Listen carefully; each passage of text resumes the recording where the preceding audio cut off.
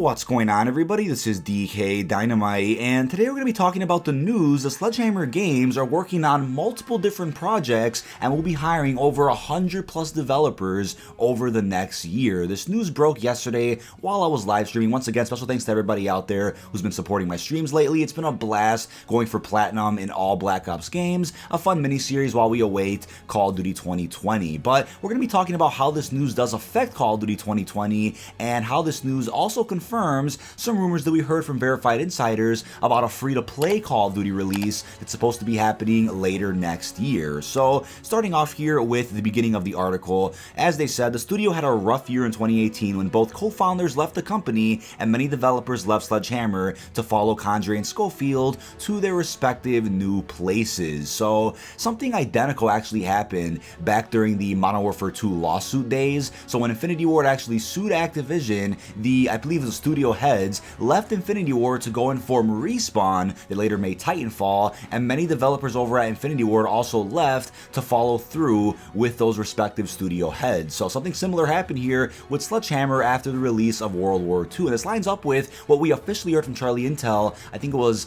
earlier last year as well. When Schofield and Condrey left, the studio really did fall apart, and there wasn't much staff left over at Sledgehammer, which is why Sledgehammer wasn't put to lead Call of Duty 2020, right? If they were still on a 3-year development cycle, this fall's release of Call of Duty absolutely should have been a Sledgehammer Call of Duty. So when all that happened, they put Raven in charge of the project, and Sledgehammer, being the small team that they were said to be the support studio for Raven. They for some reason couldn't get along, and for obvious reasons, right? Sledgehammer's used to leading projects while Raven is used to supporting them, and then to flip those roles a little bit could cause some tension. I totally understand that. So that didn't work out. Activision kind of separated them, put Treyarch in the middle to lead Call of Duty 2020, and will then have Sledgehammer and Raven support Treyarch. But now Sledgehammer's team has grown quite a bit, and it's funny because I want to say a good month ago, I did hear from a verified insider that Sledgehammer's team was growing pretty quickly to the point where they may even have more staff than Treyarch and Raven combined, which to me is shocking news. So in terms of what that means though, it doesn't mean they'll fully take over Call of Duty 2020, since as of right now it is a Treyarch game, but it does mean other Call of Duty games can begin development rather quickly. So as Charlie Intel also says in the article, now the studio appears to have stabilized and picked back up going into the future. The studio started its Decade 2 in August 2019, and the studio's new COO, Andy Wilson, says they have set up a clear patch for the future. In an interview with VentureBeat, Wilson talks about the studio and what's happening. The studio is now working on multiple projects, presumably within the Call of Duty world, and is looking to hire 100 more developers for their San Francisco, California, and Melbourne, Australia office. So this is really interesting news, but in terms of these projects being in the Call of Duty world, number one, this almost confirms the free-to-play Call of Duty that's going to be releasing at some point next spring. That's if delays don't happen due to the coronavirus. We have no idea how this lockdown has affected the Call of Duty franchises. On the Activision phone call, they almost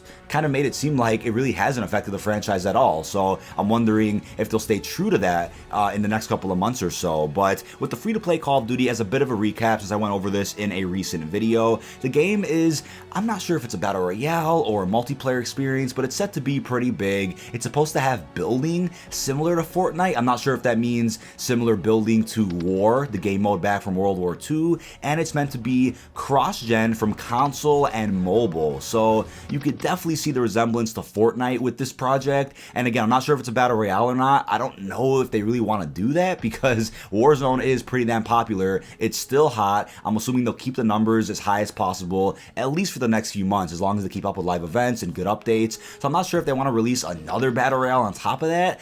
Maybe it's just a big multiplayer experience of some sort, and it's going to be free to play. So the fact that that's the case probably means there's only so much they can do. So I don't think a big scale battle royale is the likely candidate for this game, so we'll just have to see what they end up doing. Now, something new I did learn from TGR sources is that this free-to-play Sledgehammer game is set to have a lot of familiar kill streaks and vehicles from the Call of Duty franchise, and the map itself is also not as big as a typical Battle Royale map, but is still a pretty large map. Now, I'm not sure what this game could be, as I said, but it does remind me a little bit of how War worked back in Call of Duty World War II, since the maps themselves in War were pretty big in scale, bigger than your typical multiplayer map maps, but definitely not as big as a Battle Royale map. So considering that this free game is going to have building in it, maybe it'll be like some type of hybrid between the building we see in FORTNITE and also the building we saw in World War II, where you're kind of building fortresses, defending objectives, and also destroying them if you're on the opposing team. So we'll just have to wait and see how this is handled. But considering the game is going to be on both mobile and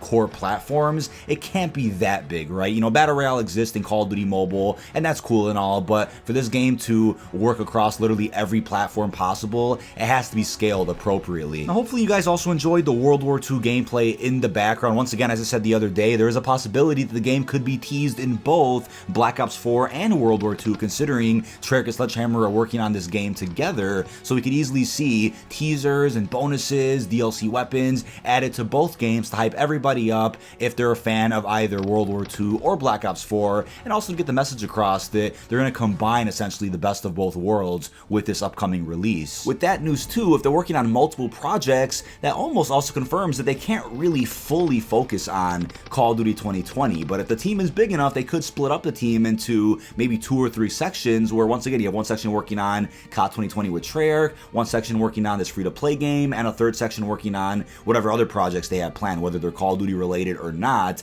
But the Gaming Revolution's inside sources also confirmed this information, I want to say well over 4 to 6 months ago too. They also did say that Sledgehammer is in a really interesting place where they do have multiple projects they're working on. So I've heard this information from several different verified places, and it's cool that Charlie Intel is finally reporting on it as well, as they heard it from the official interview with COO Andy Wilson. Now, I think with a big enough dev team, it definitely is possible for them to fully take control of Call of Duty 2020 again, but considering how late it is into development, Activision probably doesn't want to make a big change like that, so they'll probably keep everything how it is, right? Have Treyarch lead it, Sledgehammer and Raven support them, get the game over with, and then focus on whatever development schedule they have next, because it does seem like we are on a 2-year development schedule again. As I reported as well from TGR sources, Call of Duty 2021 is set to be an Infinity Ward game, which is supposed to be the sequel to the Modern Warfare reboot, and then in 2022 we're supposed to see a Treyarch game again. So Sledgehammer may in fact be out of the core development schedule, but they'll probably be assisting both Treyarch and Infinity Ward with their major releases, while working on some smaller Call of Duty releases that'll also be coming out probably during the spring of the next few years or so. Maybe every spring they'll have a little Call of Duty release, and then in 2023 maybe that's when they'll step back in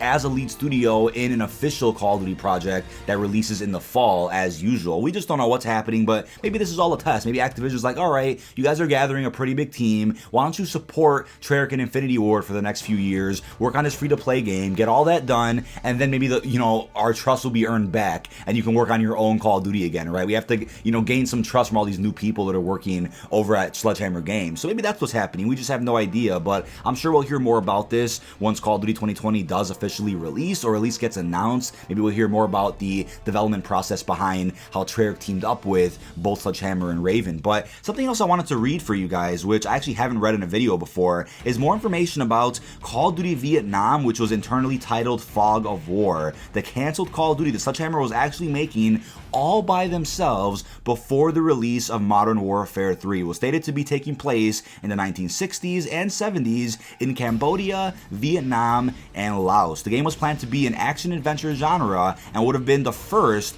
third-person only Call of Duty game. After 8 months of development, the game only had up to 15 minutes playable. What they were doing for those 8 months, I have no fucking idea. I'm not sure if they were twiddling their thumbs, picking their ass. I don't know how they only got 15 minutes playable after 8 months of work. So obviously, Activision canceled that shit. And at that point though, they didn't just boot Sledgehammer. They didn't say, alright, fuck off, you guys made a mistake. They actually offered Sledgehammer the opportunity to help Infinity Ward in the development of Call of Duty Modern Warfare 3. So in 2011, I think after MW3 came out, it was confirmed that the action-adventure game would be canceled or simply put on hold, as Glenn Schofield put it. So when Sledgehammer went on to develop Advanced Warfare, they did end up confirming Vietnam's cancellation during an interview, and after that, Schofield did state that if the studio was ever asked to make a third-person Call of Duty again, they would continue development on Call of Duty Vietnam. We obviously have images of what that game looked like, and again, it's not very much. So what's interesting about this, right, is after the release of World War II, I'm almost positive Sledgehammer said, all right, let's make a Call of Duty based all around Vietnam with the same grittiness as the game we just made, World War II, because we can't make Advanced Warfare 2 since Activision doesn't want that, so let's go back to Vietnam, but instead of making it a third-person game, we'll make it literally identical to World War II. Whether Vietnam is going to be a sequel to World War II in terms of the franchise is unknown, but I do know for a fact they were absolutely working on a Vietnam Call of Duty for 2020, but when a lot of their, staff left the studio, Raven was put in charge of that, and maybe Raven didn't have the best vision for how to continue the project going forward, which is why they put Treyarch in charge of that, because maybe Treyarch was originally planning some type of Black Ops soft reboot of some sort for 2021, because again, this is how messed up the development schedule is right now. Call of Duty 2021 should have been a Treyarch year, and then 2022 should have been an Infinity Ward year, and then the 3-year development cycle should have continued that way. But since all of that got messed up, Treyarch was put in charge of COD 2020, and maybe Treyarch was originally planning, once again, a Vietnam Cold War type of game again to kind of reminisce on Black Ops 1, and Activision's like, well, things are kind of lining up anyway. You guys were kind of working on similar projects anyway, so why don't you just work together and finish COD 2020? So that's what ended up happening. But that third-person mechanic that this original Vietnam game was going to have is definitely not returning. Could there be an Easter egg for it, though, in COD 2020? I think that's very possible, just to kind of play on the fact that Sledgehammer was originally working on a Vietnam game anyway. Now, Sledgehammer kind of already implemented a third-person feature in World War II with Headquarters, which is a phenomenal feature, by the way. I really hope it does come back in some way, shape, or form, either in Call of Duty 2020 or in their free-to-play game that comes out at some point later next year. Because if the game is similar to War, where the map is pretty big and maybe it's split up into 3 different sections and you do objectives in each different section, then maybe the lobby of some sort for this free-to-play game could be like Headquarters. And imagine being able to see that from a mobile device as well. It would be absolutely insane. But leave all your thoughts on this down below in the comment section. This has been dkdynamite. What do you guys think about the news that Sledgehammer Games is getting bigger and they're going to be working on several Call of Duty projects over the next few years? Leave all your thoughts down below. Really hope you've enjoyed, and peace out, everyone.